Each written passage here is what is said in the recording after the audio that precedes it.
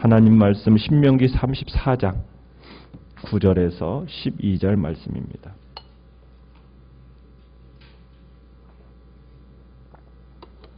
신명기 34장 9절에서 12절까지의 말씀입니다. 모세가 눈의 아들 여호수아에게 안수하였으므로 그에게 지혜의 영이 충만하니 이스라엘 자손이 여호와께서 모세에게 명령하신 대로 여호수아의 말을 순종하였더라.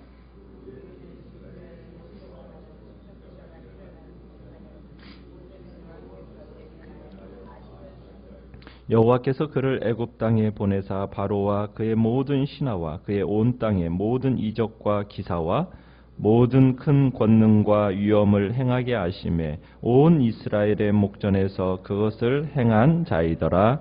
아멘. 오늘 말씀의 제목은 아름다운 묘비명을 남기는 사람이라는 제목으로 말씀을 나눕니다. 출애굽의 위대한 지도자였던 모세, 이제 모세도 하나님의 부름 앞에 이제 영원한 나라로 가게 됩니다. 인간적인 관점에서 볼 때 참 모세의 죽음이라는 것이 적절치 않게 느껴지기도 하고 안타깝기도 하고 또 불만스러운 점이 없지 않아 있던 것이 사실입니다. 그러나 우리는 약속의 땅에 들어가는 이 구원사의 성취는 여호와 하나님이 하시는 일이지 모세나 아론과 같은 인간적인 지도자가 하는 것이 아니라는 메시지를 우리에게 전해주고 있는 겁니다. 모세는 여호와 하나님이 아닌 거죠. 모세 역시 모든 사람들처럼 자신의 범죄로 인하여 죽어야 했던 한 인간에 불과했던 존재입니다. 그러니까 이스라엘 백성의 안식일의 성취나 또 행복, 미래 행복이나 안전과 번영 같은 이 주어는 누구냐? 여호와 하나님이신 겁니다. 결코 인간이 그 주어가 될 수가 없습니다. 신명기는 모세의 죽음을 통해서 결국 여호와 하나님이 모든 것의 주권자이시며 주어이신 것을 강조하고 있는 겁니다. 지도자가 마지막 실패하는 함정이 뭐냐면 나 아니면 안 된다 하는 이 사고방식입니다. 내가 아직도 건강하고 내가 아직도 일할 수 있는데 누가 감히 나의 지도력을 건들 수 있겠는가? 여기에 우리 지도자들의 마지막 실패의 함정이 있는 거죠. 내가 아니면 안 된다는 것. 그것은 참 어리석은 일입니다. 그러나 내가 아니고 살아계셔서 홀로 역사를 주관하고 계시는 하나님이 계시고 자기 백성들을 사랑하시는 분이 자기가 원할 때면 언제든지 참으로 주님 앞에 나의 모든 지도력도 리더십도 내려놓을 수 있고 돌려드릴 수 있는 자리에 있어야 되는 것이 우리 지도자들의 모습이 돼야 됩니다. 그게 이제 우리 후계 지도자들의 지도력을 살려낼 수 있는 길이 되고 역사에서도 기억되는 지도자가 될 수 있기 때문입니다. 어떻게 보면 이런 면에서 모세는 참 훌륭한 본을 보여준 겁니다. 그의 기력이나 그의 눈이 흐리지 않았다는 걸 볼 때 그는 건강 속에서 전혀 문제가 없었지만 그러나 하나님이 내려놓으라 하실 때 내려놓는 자리로 갔던 것이 모세였던 거죠. 그런 면에서 우리 지도자로서의 그 훌륭한 본이 모세였다 우리는 생각하게 되는 겁니다. 이 모세의 뒤를 이어서 이스라엘을 이끈 지도자가 누구입니까? 눈의 아들 여호수아입니다. 모세는 하나님의 뜻에 따라서 약속의 땅에 들어가지 못하게 됩니다.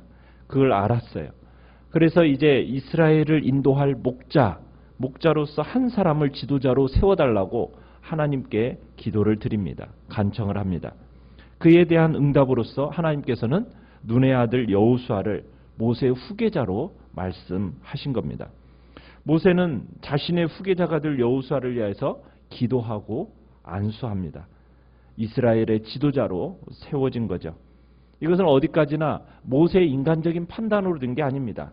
하나님께서 여호와께서 명령하신 대로 된 것입니다. 자, 모세의 안수를 받은 그 후계자 여호수아에게 어떤 일이 일어났습니까? 하나님께서 그에게 9절에 보니까 지혜의 영이 충만해졌다라고 얘기하고 있습니다.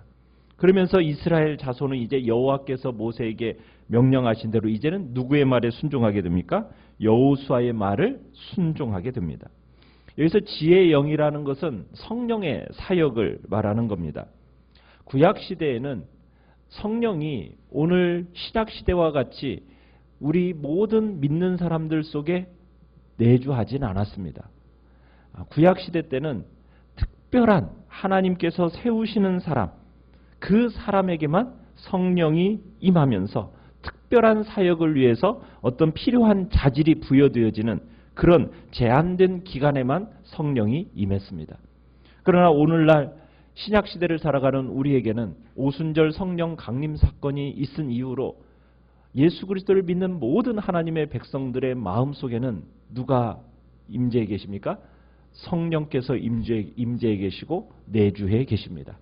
그분은 결코 떠나지 아니하시고 영원토록 우리를 붙들고 계시는 거죠.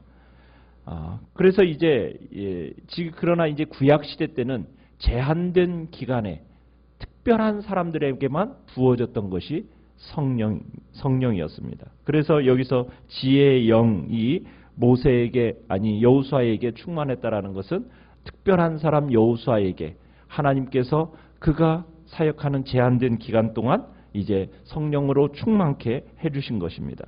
그래서 이제 성령으로 충만한 이 여호수아는 모세의 책임을 이어받아서 가나안에서 그 일을 수행할 수 있게 된 겁니다. 여호와의 신 여호수아에게 특별하게 주어진 선물은 지혜였습니다. 지혜라는 것은 참 인생의 모든 상황 속에서 하나님의 뜻을 분별할 수 있는 실제적인 능력입니다. 참 이 땅을 살아가면서 중요한 게 뭐예요? 분별력이거든요. 여호수아에게서도 이것이 분명 필요했습니다. 가나안 땅을 이제 정복하는 과정 속에서 다양한 상황을 만나게 될 터인데 그 전쟁, 정복 전쟁에 앞서서 참 지혜가 필요했던 겁니다. 분별력이 필요했던 거예요. 또 하나님의 계획이 무엇인지에 대한 영적인 민감함이 필요했던 것인데 그 민감함의 필요성을 위해서 그에게 가장 필요했던 게 무엇이었겠습니까? 지혜였던 거죠. 그래서 어떻게 되면은 참으로 끊임없이 변화되는 그 상황과 임무 속에서 이제 그 일을 잘 감당할 수 있도록 하나님께서는 그에게 지혜를 충만하게 부어 주셨던 겁니다.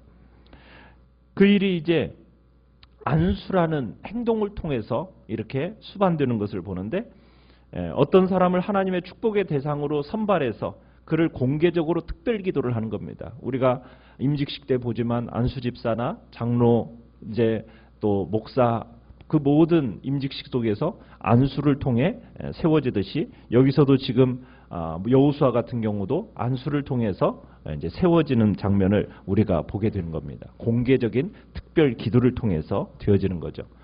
모세는 이제 낯선 사람을 갑자기 하나를 세운 게 아니라 이전부터 참 눈에 띄진 않지만 신실하게 일을 했던 이 여호수아 그를 이제 좀 더 책임 있는 일을 맡겨주게 되는 겁니다.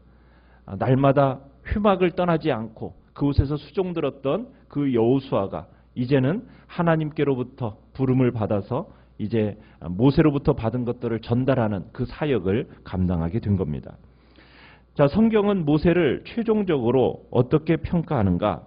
10절에 가보시면은 이스라엘의 모세와 같은 선지자가 일어나지 못하였나니 모세는 여호와께서 대면하여 아시던 자다라는 것으로 평가를 내리고 있습니다.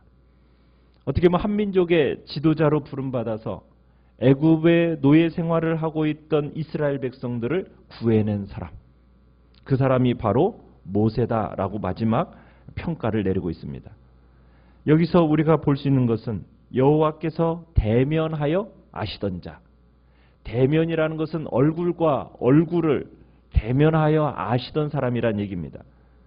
그리고는 이스라엘 역사 속에서 모세와 같은 선지자가 없었다. 여러분, 얼굴과 얼굴을 대면하다. 우리가 그 전에 말씀에서 이런 얘기가 있죠. 시내산 회막에서 모세에게 이야기할 때 하나님은 모세에게는 친구와 같이 이야기했다라는 표현이 우리가 있었던 걸 기억할 것입니다.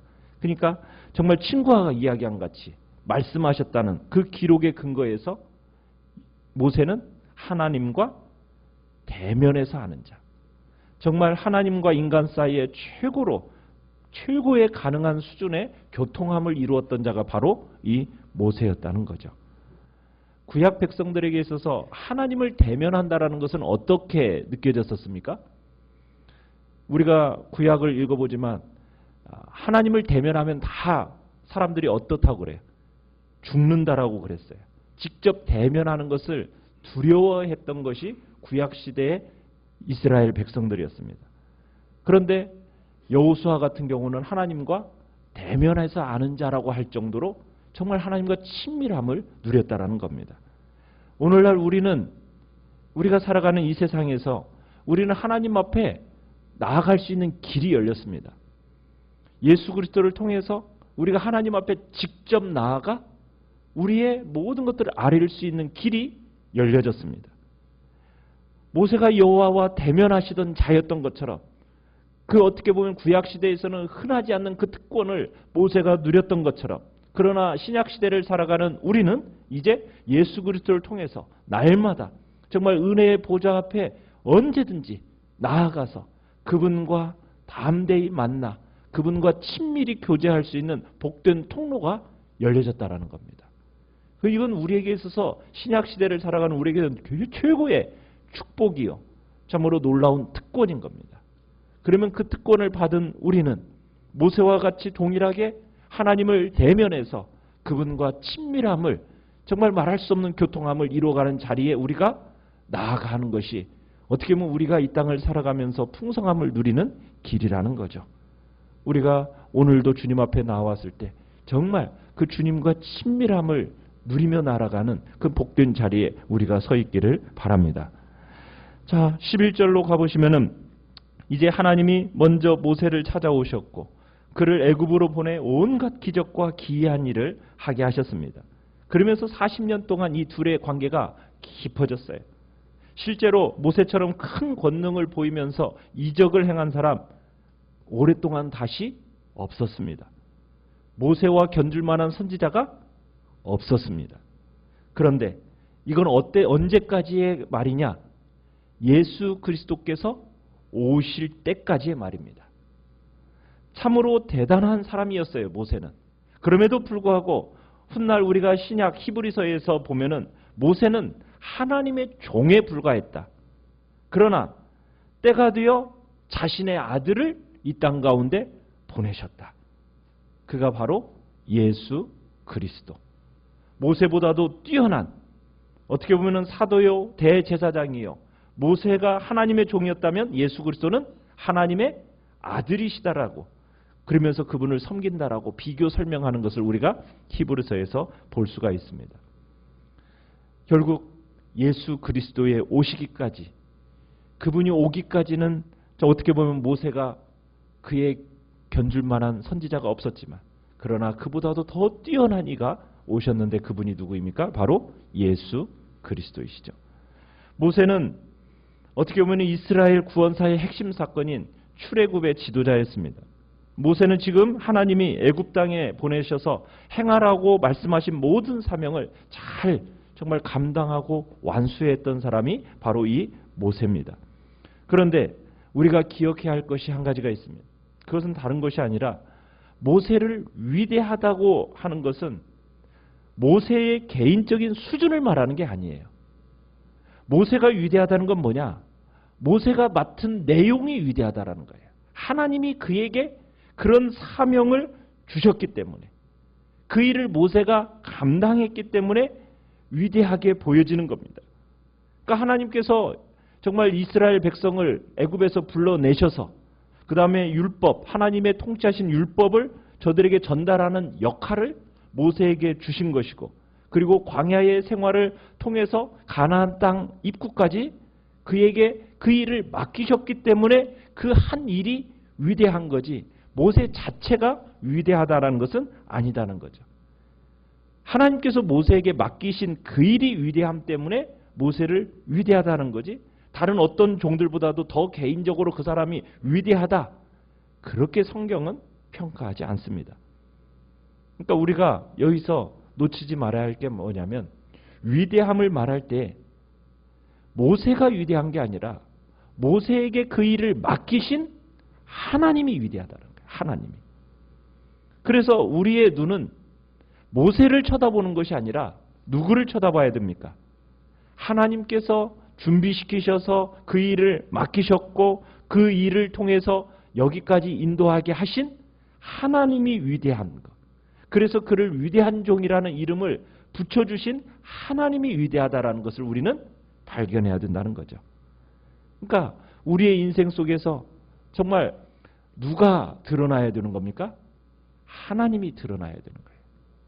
우리가 결국 모세의 죽음을 통해서 보게 되는 것도 모세의 한 사람을 바라볼 것이 아니라 그 모세를 정말 부르셔서 그 위대한 일을 하게 하셨고 그 모든 놀라운 능력과 이적을 행하게 하신 하나님, 그 하나님을 바라볼 것을 얘기하고 계시는 겁니다. 오늘 우리의 살아가는 삶 속에서도 우리 각자에게 맡겨주신 사명이 있고 또 주께서 맡겨주신 일이 있습니다. 우리는 우리를 드러내서 우리의 위대함을 세상 가운데 보여주는 존재가 아닙니다. 우리는 잠시 하나님께서 맡겨주신 일을 그저 순종함으로 그 성실하게 그 일을 감당함으로 결국 우리를 통해 하나님의 뜻, 그분이 하시려는 그분의 긍휼과 자비와 열심, 그것을 우리는 이 땅 가운데서 보여주는 역할을 하는 그런 매개체로 우리가 부름을 받았다라는 것 우리는 기억하며 우리가 이 땅 가운데서 결국에 정말 하나님이 우리를 통해서 어떠한 이름을 남기기를 원하시는가? 결국 내가 드러나는 것이 아니라 나는 사라지고 오직 예수 그리스도 그 한 분만이 나의 인생을 통해서 드러나도록 우리는 주님 앞에 참으로 우리 자신을 힘써 들여가는 복된 자리에 나타나야 할 것입니다. 우리의 내용은 사라지고 오직 정말 주님만이 나타나도록 정말 우리의 삶에 있어서 나의 은퇴의 자리는 주님 앞에서 거기까지라면 우린 거기까지만 하는 거예요. 그리고 나머지는 그 후세대에게 참으로 맡기면서 그들이 주님 안에서 또한 믿음으로 잘 세워갈 것을 기대하면서 우리는 또 그 기도의 자리에 있는 것이 우리가 또 앞서간 선배로서 보여주는 모습인 겁니다. 오늘도 주님의 은혜 안에서 또 우리에게 맡겨주신 귀한 사명들 넉넉히 잘 감당하게 해달라고 위해서 기도하며 나가시길 바랍니다. 오늘 말씀을 생각하면서 기도하시고 연약한 우리의 지체들을 위해서 기도하시기 바랍니다. 그리고 기도하시기 바랍니다. 그리고